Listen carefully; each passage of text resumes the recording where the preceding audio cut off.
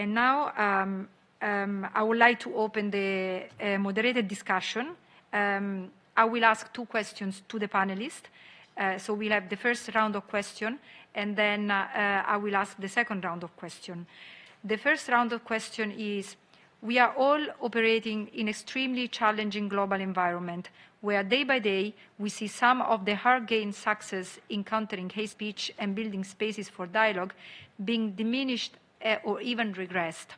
How is your specific organization contributing to addressing and countering hate speech? Can you please provide an example? So this is the first question, and now I give the floor to the first speaker, Ms. Martina Landi, General Manager at the Gardens of the Righteous Worldwide Foundation, Gariwo. Martina, the floor is yours. You have 3 minutes, please. Thank you very much, Ms. Cruciani, and thanks to the Special Advisor and the representative of the Kingdom of Morocco for organizing this initiative. Today, I have the honor of speaking here before you all on behalf of Gariwo Foundation, its president, Gabriele Nissim, all those who work with the foundation, and all those who are part of the cultural movement of the Gardens of the Righteous. A movement led by Gariwo, which was born over 20 years ago to educate people on personal responsibility, democracy, justice, and freedom through the example of the righteous. The righteous of humanity, there are people who, at all times and in all places of the planet, have chosen to act and not to turn a blind eye. Following the example of the Garden of the Righteous of Milan, born in 2003 on the ruins of the bombing city after the Second World War, through the years, almost 300 Gardens of the Righteous have been set up in Italy and all over the world. And 6 March, the Day of the Righteous of Humanity, is now recognized by the European Parliament, the Italy, and the San Marino Republic. But how can all this be considered as a response to hatred? Today we live in a time when hate speech seems to be legitimized in political and social relations, where the other is often identified as an enemy. And this occurs in stages, from words of hatred to contempt for others, up to violence. And these are the same stages of hatred that can tragically lead to extreme evil and genocide. Gariwo Foundation uses the Gardens of the Righteous and the righteous themselves as educational tools to reverse such trend. First of all, telling the stories of the righteous as examples of how individuals can react in the face of evil means showing that it's always possible to raise awareness when hatred takes over. Telling the stories of the righteous, who are neither saints nor heroes, but rather ordinary people who chose to act, conveys a very strong message that good is possible for every human being. In this sense, the Gardens of the Righteous are an observatory of what is happening in the world, but they are mainly a place and a tool to stimulate conscience. The garden in Milan honors now more than 90 righteous among the nations, the Madres del Plaza de Mayo, people like Denis Mukwege, Nelson Mandela, Khalida Popal, the women and the men who rescue lives in the Mediterranean Sea, witnesses of the Gulag, those who defend and protect our planet, and those who spent their lives fighting for democracy. Looking at the variety of stories and context, it is evident that the gardens preserve the value of human plurality by encouraging visitors to experience a dual sense of belonging as citizens of their country and as citizens of the world, and by becoming a collective tool for the prevention of hatred through positive examples.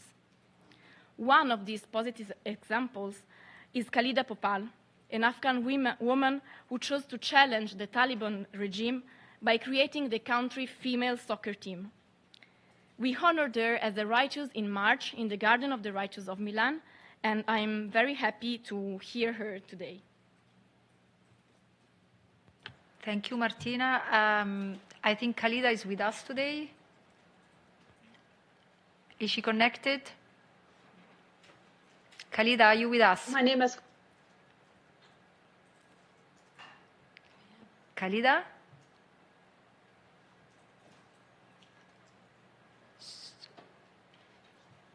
Okay, so I was informed that we have a video for Khalida.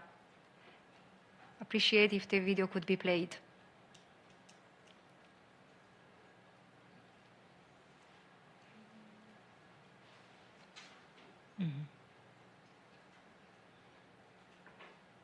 My name is Khalida Popal, and I'm a former captain and one of the founding members of the first Afghanistan women's national team. And I'm also currently founder and director of a non-profit organization, Girl Power, based in Europe and having global activities around the world for women and girls using sport and education.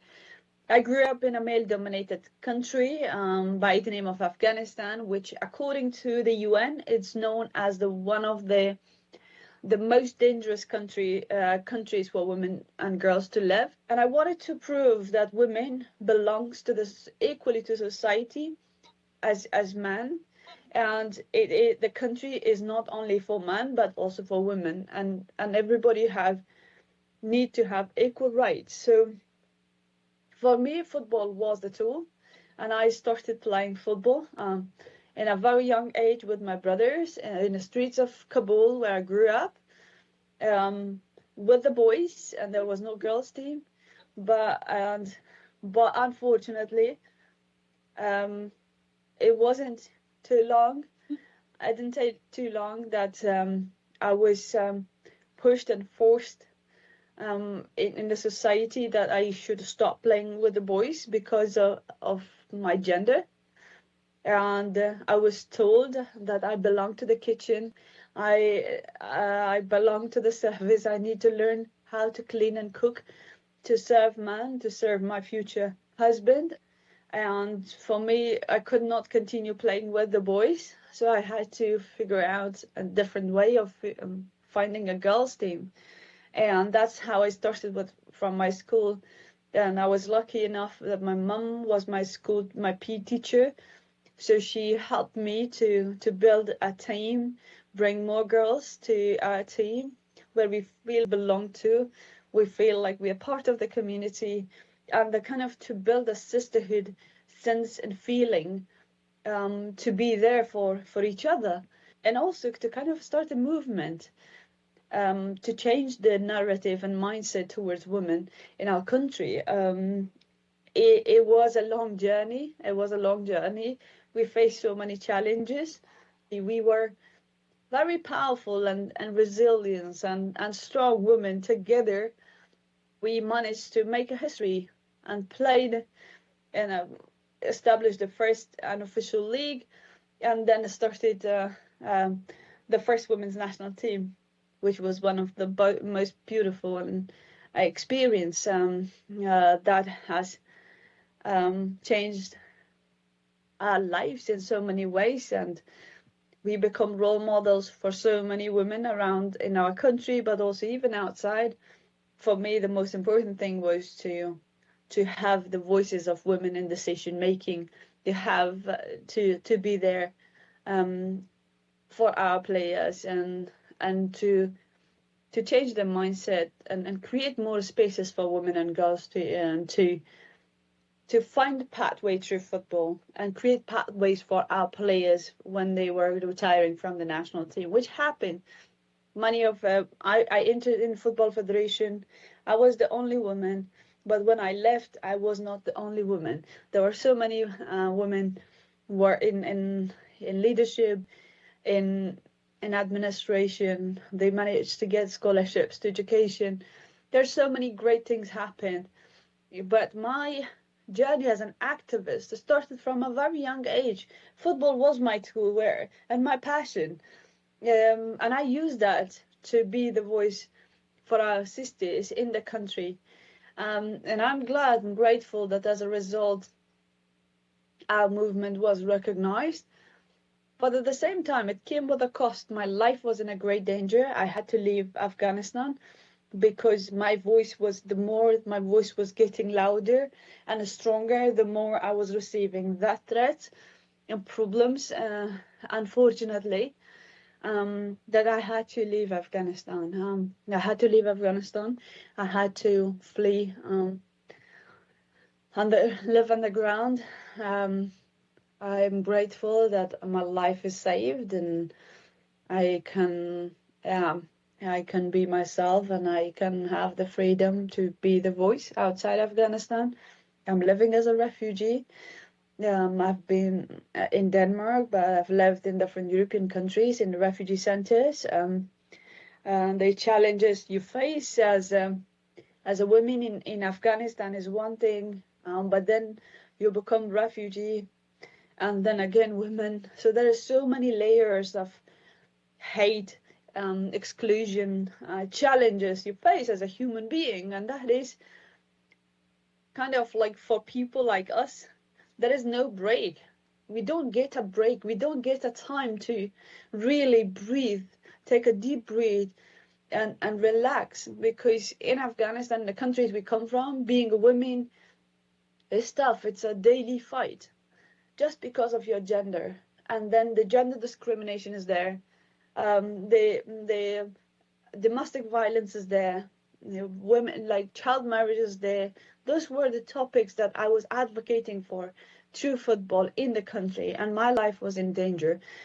Then I become refugee, and as a refugee, not only being a woman, but then as a refugee, you have this so many layers. You're a woman of color, you're a refugee, and then a whole like hate towards you, and the whole negative narrative is already written by the bad medias, by the politicians, to get that attention and attraction from the people, to get the vote.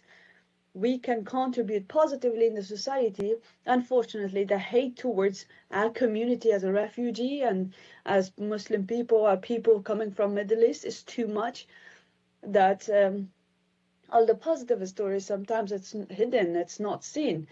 So what, through Girl Power, when I got permission to stay in Denmark, through Girl Power organization, it's a non-profit organization, I've been trying to use the sport and education to support women and girls from our community, from marginalized community, to provide a platform where they connect with women from different cultural backgrounds, but also from women who have been through the same struggles, like I have been through same struggles, to create a sisterhood, to support each other, but also to change the narratives, the negative narratives in Europe towards us, to showcase the positive stories, the positive contribution of women and girls in our society, and in the society, and that to also show that how refugees are contributing. So that's what we have been doing with the very little resources that we have. Football gave me the power and platform, and I used football and media as a powerful tool to support and empower people and to contribute positively to the society. With power comes responsibility. Our power is our privilege, and we can use it to change the community and the society we're living, regardless of where we are. I see myself as a global citizen. Yes, I come from Afghanistan, and that is my root, but being a refugee helped me to become a global citizen.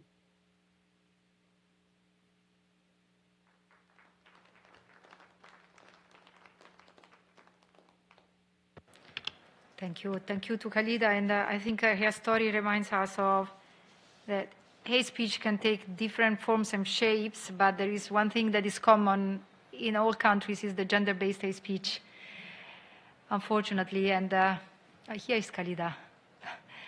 Hi, Khalida. We just saw your video, and thank you. You are really a beacon of hope, and we can't but encourage you to continue your fight against hate speech and gender-based discrimination. Thank you. I would like now to move to the second question, and because time is short, I will really ask you to stick to 2 minutes max. And we want to be very practical. What we want to hear from you is, what do you think are the opportunities in the current global environment? We know it's not an easy one, in strengthening partnership and building alliances against hatred. And I will give the floor back to Martina Landi from the Gariwo Foundation. Yes, first of all, I'd like to point out that in 2024, we signed a memorandum with the UN Office on Genocide Prevention to propose the model of the Gardens of the Righteous as a tool to combat hatred and prevent crimes against humanity. And Gariwo Foundation is also proud to be a member of the Alliance Against Genocide and of the Italian Network for Combating Hate Speech and Episodes. As I said before, the Gardens of the Righteous are places where people can learn to fight hatred in their everyday lives, because they make people discover different ways of doing good and reacting to injustice. And I think that is before young people here learn to combat bullying, to correct those who despise others, and to choose dialogue over violence. Other pivotal aspects on the Garden of the Righteous do help combat the dynamics of hatred and build an accountable, democratic, and attentive community. First of all, by remembering the righteous of all time, we can develop gratitude in society. The righteous do not seek fame, but it's our task to discover good and disseminate it in society so that it becomes a recognized positive example.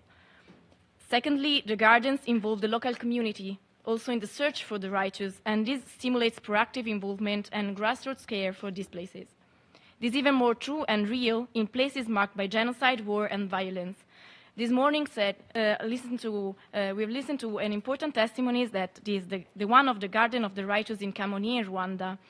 This garden is located on the premises of Sevota, an organization led by Godlive Mukazarazi, whose mission is to contribute to fostering peace, reconciliation, and remembrance of 1994 Tutsi genocide. The women who animate these activities are survivors of rape and violence perpetrated during the genocide, and they consider caring for this place in the garden, telling and remembering the stories that are honored here as a way to enhance the educational projects, by acquiring and disseminating strategies to prevent evil and genocidal mindset, and by contributing in a way to the growth of the seed of peace. I would like shortly to conclude by saying that the Gardens of the Righteous prove that everyone can make a difference, that every person can change the destiny of the world by becoming a cog in the wheel of change. And this is where the revolutionary power of the garden lies, because they show society the beauty of good people who have understood that everyone in their own small way can do something to save the world and set it back on the right path. Good people teach us that the best way to fight hatred is to show that respect for others makes life more beautiful and the world fairer. And it's always possible to choose as the righteous teach us. Thank you so much.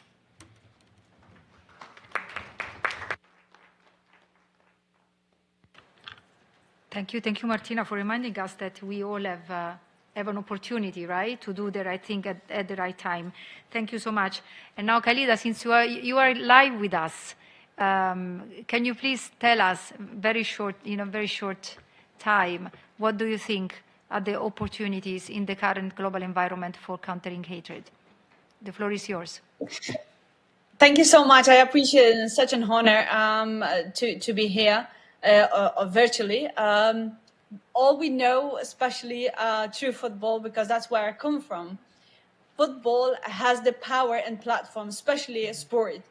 It has brought people together, united people together for a common goal. And what we see, that there's the power of sport growing and growing, especially in football.